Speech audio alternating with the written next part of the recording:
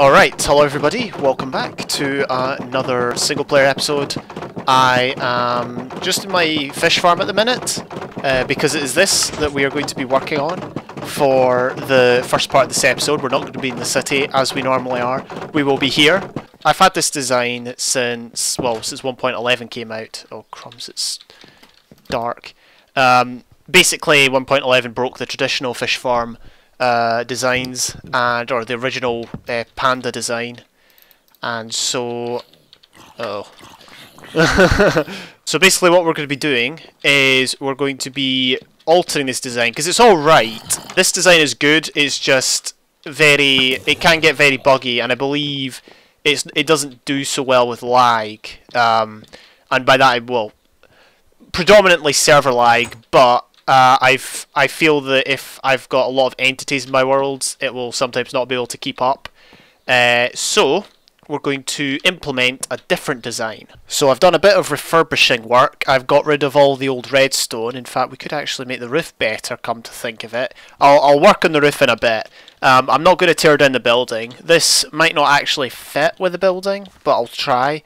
But yeah, I'm not tearing down the building because the building's been here for goodness knows how long, and I'm not willing to change it. Anyway, as you can see, we've got the kind of the basis of it done. Let's actually get that water back, and we're gonna replace a few of these stair blocks. There's quite a lot of stair blocks kicking around because I used them obviously so they wouldn't cut the redstone signals in the past, but I don't think there's need of them now. There might be.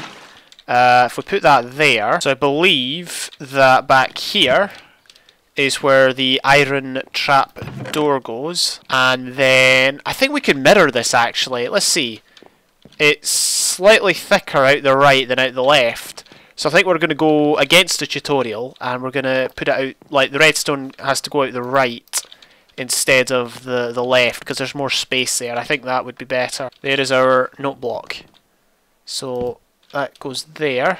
Doesn't make any sound, but I'm not too fussed, to be honest. Just to be clear, this isn't my design, as I am sure you could probably have guessed it, given the systematic way I'm approaching this. Yeah, this is I got this from Void, I think his Patreon server, or something like that, came up with it, and so the credit is due to them. But anyway, we've got tripwire hooks there. There is no dispensing system like there was in Panda's old design, and I retained that in the 1.11 design that I had. Obviously because with a mending fishing rod you don't need to have a dispensing system to keep dispensing fishing rods. But I did keep the chests here just in case, because you never know when it might help to have them there. Good old Void has given us redstone alternatives because I don't have much space to work with, and although and the redstone isn't as compact as it used to be in the old design, there is less of it, which is good. Oh dear, didn't want to fall in there. But there, it kind of sticks out a bit. So let's dig down here. Oh, hello. Hello, redstone repeater. I'm too scared to break anything. Yeah, I'm glad I didn't break that because that's the block there that we're trying to utilize. So I think what we need to do is we should have enough space. Oh, right. Okay, so there's the note block there. But if we do that, and then we need I think they said a 3-tick delay.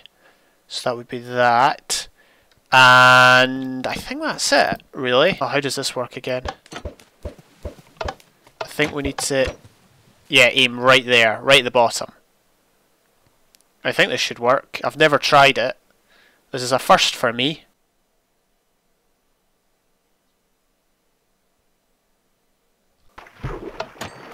Okay, and there we go. And we can look at our loot down here. Although, don't really want that, so we'll just remove the torch.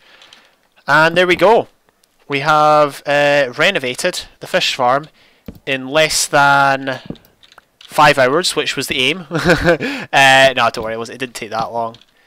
Oh, this is pretty sick. That design does take a lot less resources. You don't need to turn it on. The fishing rod activates the trapdoor in effect based on its position in the tripwire. Okay, I've decided, since we have been working on this farm, I've decided that it's probably a good idea to run a test I've been wanting to do for a wee while. Let me explain the test and let me explain what I'm actually trying to look for. If you use this fishing rod, this is the best possible fishing rod you can get. It's got all the enchants on it. If you use this fishing rod, you will get more loot. That's the phrase I've heard. You will get more loot. It doesn't say what sort of loot. Does it mean I'll get more books or you know, the Luck of the Sea stuff? Well, does it mean I'll get more fish, or does it mean I'll just get more of a combination of both? At this stage in my world, I don't really care about fish. A, because I got so much. B, because there's plenty of other food sources out there. So I'm wondering, this test that we're carrying out is to discover whether or not the amount of stuff we get, the amount of Luck of the Sea stuff, such as enchanted books, enchanted bows, what else do you get? Lily pads, tripwire hooks. I'm wondering if that stuff is negated by the lure trying to get the fish. We'll run the test twice using both fishing rods, and it's not really a test to see how much we get in each. It's more of a test to see how much Luck of the Sea items we get in each. So Luck of the Sea increases the chance of treasure, which is an enchanted bow, an enchanted book, a fishing rod, a name tag, a saddle, or a lily pad. That's what we're trying to find out. Does lure negate that? My gut instinct before was that it does, hence why I was only using these fishing rods. What I'm thinking now is it doesn't, but that's what we're trying to find out here, okay? So what I've done is I've set up one of these large chests, double chest, next to the hopper output system of the fish farm, and I will fish for, let's say, well, I was thinking 5 hours. So yeah, we could easily do 5 hours. We'll fish for 5 hours. I'll time it. I'll come back each time and we'll see what's in the chest, and I'll remove it, and I'll kind of see how much treasure items we've got, and then I'll compare it again with the next take, which will be the other fishing rod. So one take, 1 5 hour period will be with this fishing rod, and then the other 5 hour period will be with this fishing rod. I think we can make it work. I've never used this fishing rod system here. It looks to be better than the one I had, and obviously the aim of this is to see if the lure 3 negates the amount of treasure we get. I'm not sure, but let's find out. So first off, we will do the one without lure 3, and then after that we'll have a rod with lure 3 on it. Okay, so yeah, I have got an apology to make. So basically I ran the tests, and I ran the first one for 4 hours and 50 minutes, and I was like, oh, I'll just stop at 10 minutes early, it'll be no worries. And then I looked and I saw there were items in the hopper, and I realised that the chest had filled completely up, the hoppers had filled up, and they weren't going into the output system basically, and that was because I didn't have enough space to collect items for the full 5 hours. And then I thought, hey, I've still got time, I'll try the second one and see if that works.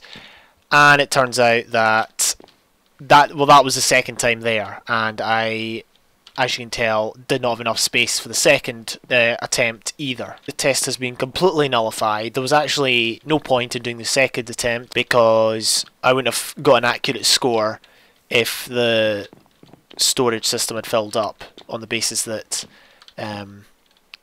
some items might have despawned by the time I got back. By the time the 5 hours or 4 hours 50 had ended, some items would have despawned, and so it wouldn't have been an accurate reading. So yeah, I still want to try this.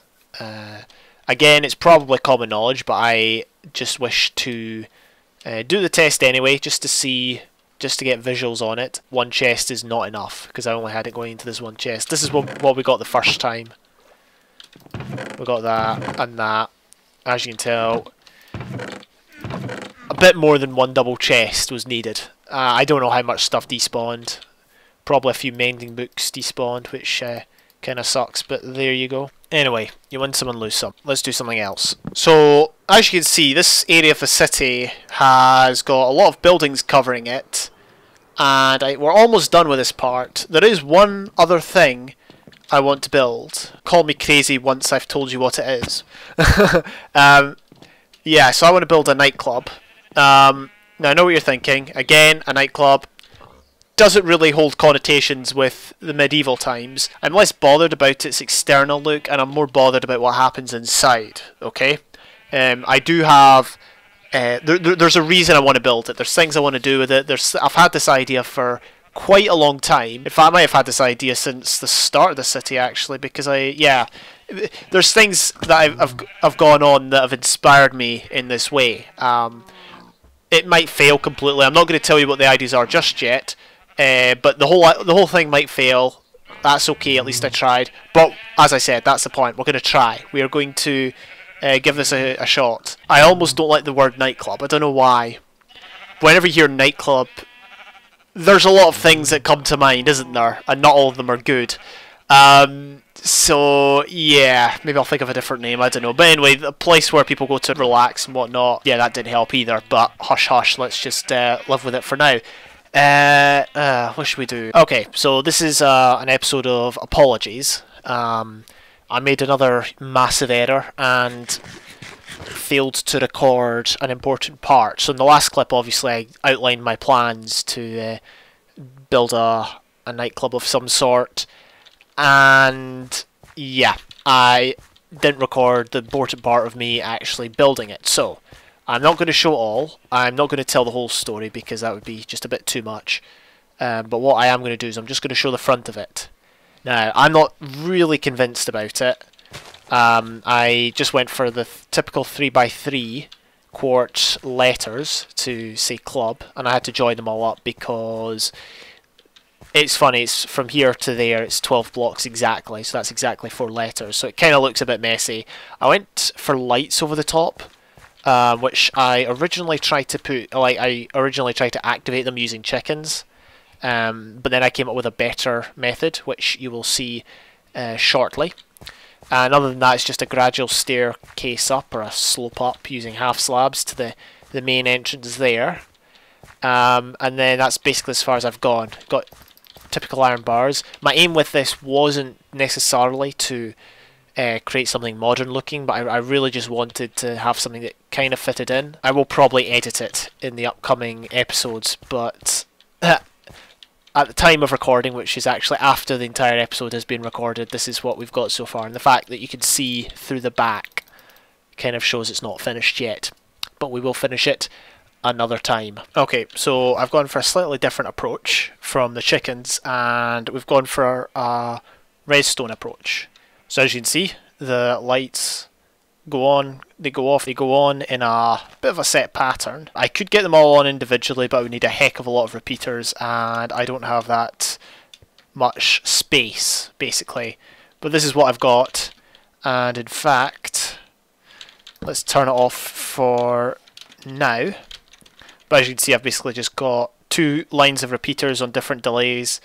They're linked in groups of 4. Anyway, that's the beauty of this setup, is we can change the delay of the repeaters and give different patterns in that. Alright, so it's dark now. Let's have a look and see what it looks like. Ah, that looks cool. That does look cool. Yes! I did it! It won't be running all the time. That's part of the reason I came down here, was to get a... Look at that, it lights up the whole street almost. I think that's epic. Okay, so the game just crashed. Let me just say I'm not surprised. Let's actually turn this off right now because I don't want it to crash again. Quick, quick, quick. There we go. So yeah, what the heck is this? Lighting update? Yeah, okay. Yeah, that was a sore one. So part of the reason I did the redstone was because A, I thought it looked cool, but also I've got control over it, so I can turn it on and off as and when I want. Okay, so I've done a bit of maintenance. I have added an extra repeater to the end here, and I'm just adding a bit of a flooring here. We will need torches because there are areas that are unlit. But overall, I'm liking it a lot. I think it really does look pretty cool. So as a result of all that redstone, that is the monstrosity that we are left with, and I'm pretty confident we can't really move any of it. Well, no, we can definitely move some of it. It just looks very, very peculiar. Okay, I'm lost in my own build, really. As you can see, I've sort of done the inside. The walls are just temporary. They're just here to, well, it's just a shape. I know it's a bit of a cube at the minute, but I'm going to try and do the insides properly. I've kind of got this cool arch going outside. It's quite, I don't know, I kind of like it in a way, but it definitely, yeah, the exterior definitely needs a lot of work, particularly given the fact there's a lot of redstone up there. It's a very strange build, but I'm happy with it. I'm okay with it. We'll put some trees here, and I'm sure it'll blend in nicely, just like the school did. But yeah, that is where we're at. I'm just going to leave it there though for today. I'll try and work on it off camera, and we'll come back to it in a future episode. Anyway, that is going to be it for this episode. Deepest apologies that the experiment didn't work, and that I did not have any footage to show for the building this part. So it's been a pretty, I don't know, it's not been my favourite episode to record, put it that way. But hopefully I can make up next time. But again, thank you all for taking the time to view this. I will see you another time.